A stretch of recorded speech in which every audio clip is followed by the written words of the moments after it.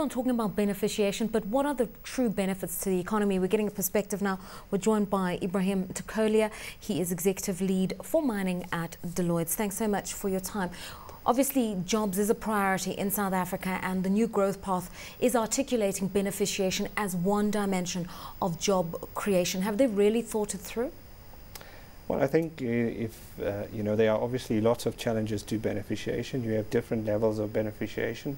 You have primary beneficiation and then the further upstream beneficiation. What the government is really saying is that they are going to look at producing the incentives necessary for beneficiation, and that they will, using those incentives, they hope that industry and particularly mining companies will look at using those incentives to develop the industry. So what beneficiation can do, there may be opportunities, but there are also some challenges, notably power for primary beneficiation.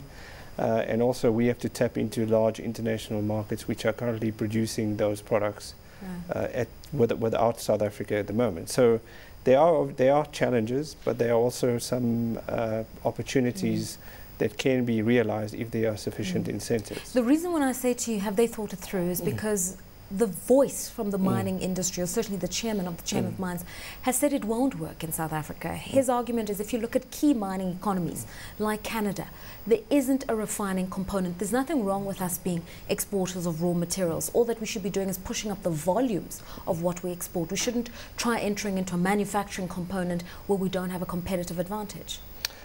Here's some good points. There is though some countries that are looking at what they call resource nationalism, which is maximizing the value of the minerals that you have within your country.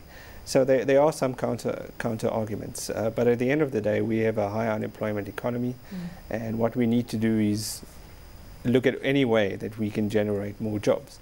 So beneficiation could be one component, and where it's feasible and viable, we can look at it. It may not work that we can beneficiate every mineral that we produce, but we can make some inroads into some industries. We're currently already making inroads into catalytic converters. We do some jewelry manufacturing and some cutting and polishing, but it's not nowhere near the potential that may be there. But these all have to be assessed with detailed studies and analysis. Give me a sense of the economics of beneficiation, what it would add. You don't have to be specific to GDP. It said that just by mineral sales, we produce about, or we sell about 227 billion rands.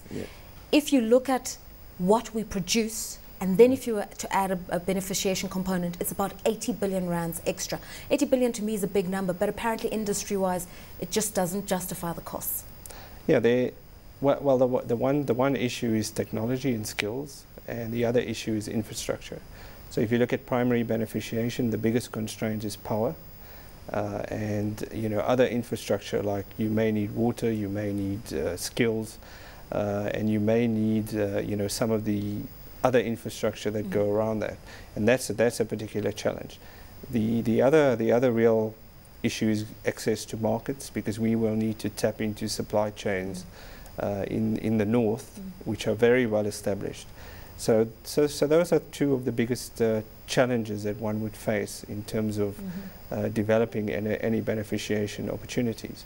But they may well be that the market dynamics change over time, because beneficiation is not a short-term initiative. It will need to be looked at in the long term, and as it becomes more costlier to transport raw materials around the world, it may not make sense to transport raw bulk ores that haven't been beneficiated, over long distances, given the high logistics costs and oil prices.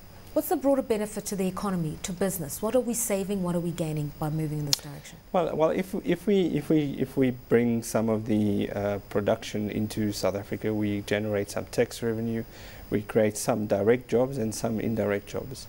It will really depend on the initiative and the scale of the initiative to see how many jobs and how much revenue is generated domestically.